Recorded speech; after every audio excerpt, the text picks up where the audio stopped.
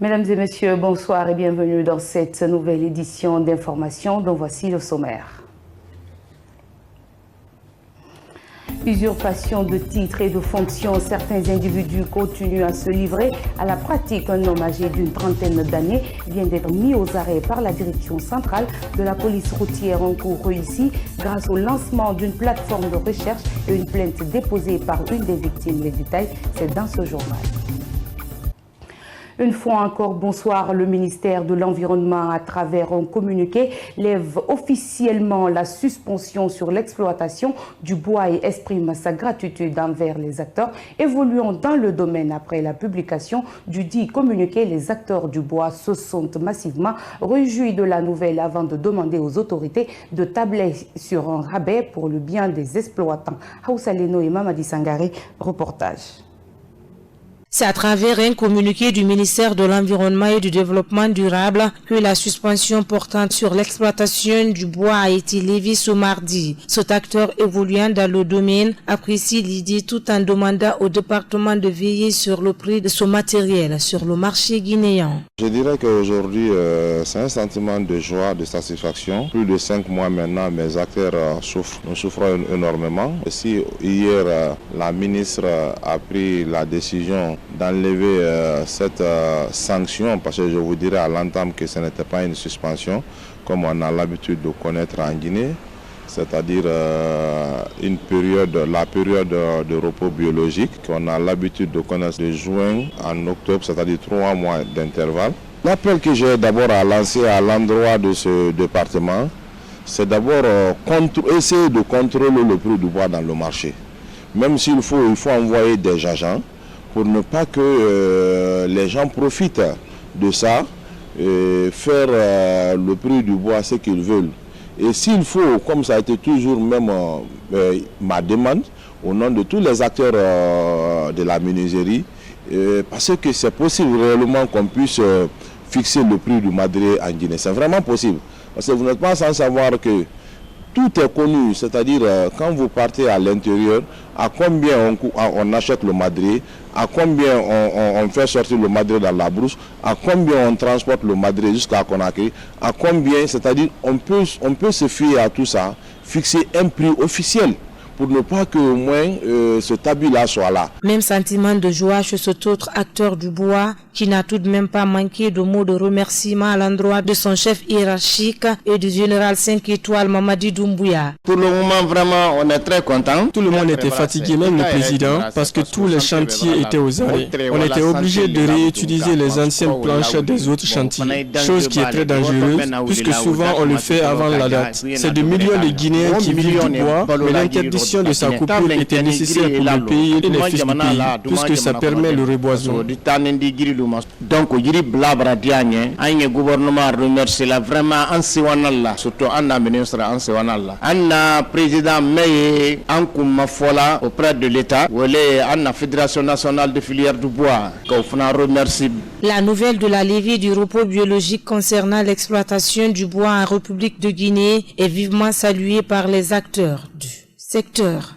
Dans l'actualité, toujours, la police nationale, à travers la direction centrale de la police routière, a présenté un individu ce mardi à la presse. Ce dernier, qui se faisait passer pour un agent de la corporation, a été enfin arrêté grâce à la plainte d'une citoyenne et des recherches lancées dans la plateforme. Explication, Marie-Pauline Camara et Souleymane Souma. Accusé d'usurpation de titres et de fonctions, cet homme âgé d'une trentaine d'années est pointé du doigt d'avoir arnaqué des paisibles citoyens en se faisant passer pour un agent de la police routière, tout en leur retirant leur dossier contre argent. Cette dame aurait été victime. Elle revient sur sa mésaventure. Nous sommes venus jusqu'au niveau de l'autoroute. Après, le monsieur est venu nous barrer la route avec sa moto. Il nous a demandé les papiers de la voiture. Je lui ai dit de laisser tomber cette affaire de papier parce que ma maman est malade et je suis dans l'urgence. Mais il a refusé. C'est ainsi que le chauffeur a sorti ses papiers, il l'a remis. Ensuite, il a vérifié et a dit que tout est au complet. Par après, il a demandé 500 000 francs guinéens aussi. Mais j'ai refusé de payer puisque les papiers étaient dans les normes. Il nous a dit alors de partir sur la routière. Moi aussi, j'ai accepté. Arrivé au niveau niveau de la routière, il a pris la fuite avec les papiers de la voiture du chauffeur. Donc moi aussi j'ai demandé au chauffeur de le suivre. Nous sommes arrivés à Madina, il y avait trop de mouvements, donc il nous a échappé. C'est ainsi que nous nous sommes dirigés vers la police pour dénoncer. Et c'est hier qu'on m'a appelé pour m'annoncer que le coupable a finalement été arrêté. Voici sa photo, c'est lui-même, je ne peux pas me tromper. De Kobaya en passant par Kapur Bambeto, le présumé auteur a été arrêté par la police routière d'Anta. Selon le directeur central, il ne figure pas sur la base de données de la direction centrale de la police routière. On a reçu plusieurs plaintes contre ce délinquant qui était en train de tenir notre image. C'est pourquoi nous avons lancé un appel de recherche et effectivement nos agents ont réussi à mettre main sur lui dans la nuit d'avant-hier, hier, et on leur a demandé, il est dans aucune souscription de la police. L'appel que j'ai lancé à l'usager, c'est que la police routière aujourd'hui est caractérisée par des logos, des écussons.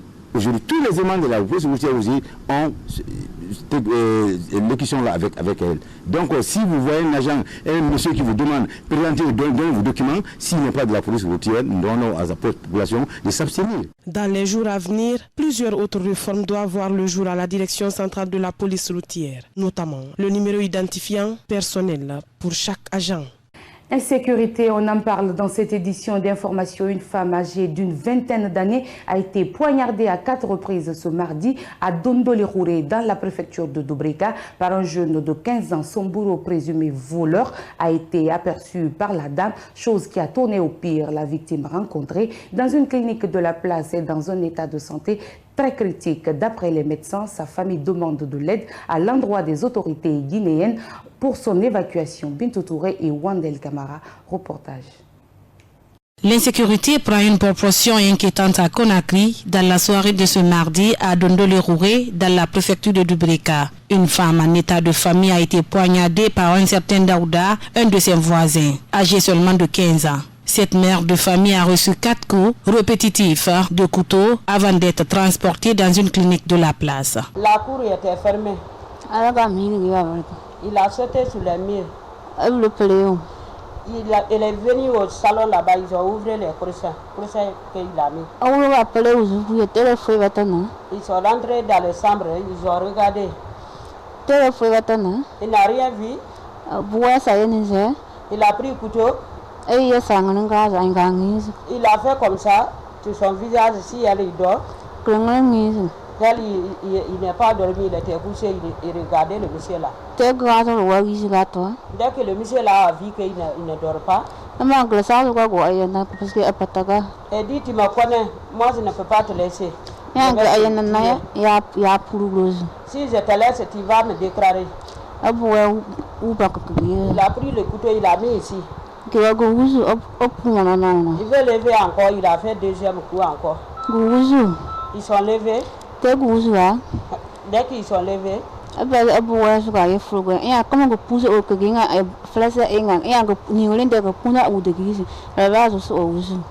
a fait encore troisième coup, il a mis ça encore derrière. Et dit, si j'ai mis ça, toi tu ne peux pas lever. Ça a trouvé que je vais te tuer. Dès qu'il a soulevé le couteau, il a fait comme ça, elle-même ils sont attrapés. C'est là-bas que même ils sont battus avec lui.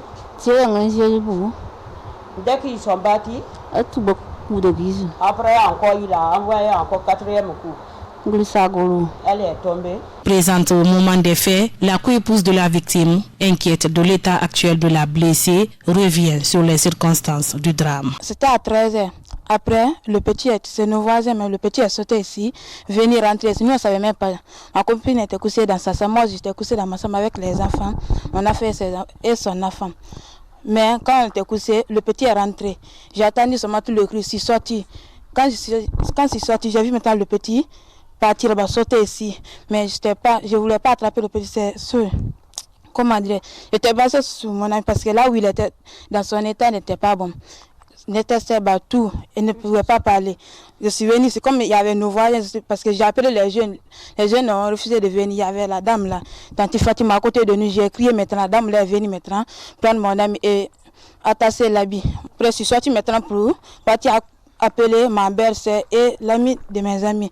On était venus ici, tout le monde est venu. On a attrapé le petit. Selon la mère de cette victime, l'état de santé de sa fille est très critique.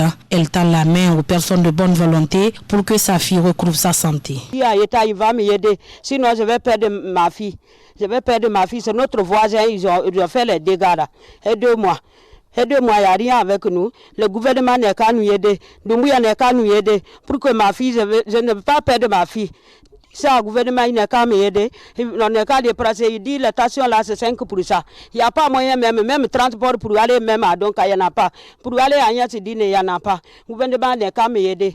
Je ne veux pas perdre ma fille. Son bourreau en question a été déjà arrêté et conduit au commissariat de Dubrika. Hors micro, les médecins nous ont affirmé que l'enfant se porte bien dans le ventre de sa mère. Mais la victime devrait être évacuée d'urgence pour suivre des traitements adéquats. C'est la fin de ce journal à tous. Merci de l'avoir suivi et à très bientôt sur les antennes du groupe Évasion Guinée. Bonsoir chez vous.